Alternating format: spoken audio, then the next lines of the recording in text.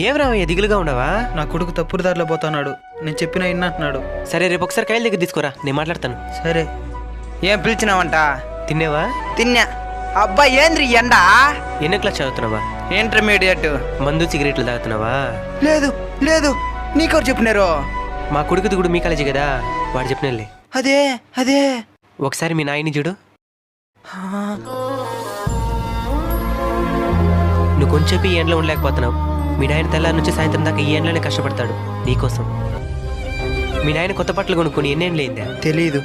కానీ నీకు మాత్రం ప్రతి నెల కొత్త బట్టలు కొంటానే ఉంటాడు. ఇక్కడికి దేంట్లో వచ్చినవా? బైక్లో. మీ నాయన కాళ్ళకి చెప్పులు కూడా లేవు. బిడ్డ ఎదుగుదల కోసం తండ్రి ఎన్ని త్యాగాలు చేస్తున్నాడు ఈ వయసులోనే తెలుసుకోగలగాల. ఈ వయసులో సినిమా శిఖర్లు, అమ్మాయిలు, మందు, సిగరెట్లు కాదు నేర్చుకోవాల్సింది, చదువు. ఇక మీట చెడు అలవాళ్ళ జోలికి పోను. నా కోసం కాకపోయినా మా నాయన కోసం అయినా మానేస్తాను.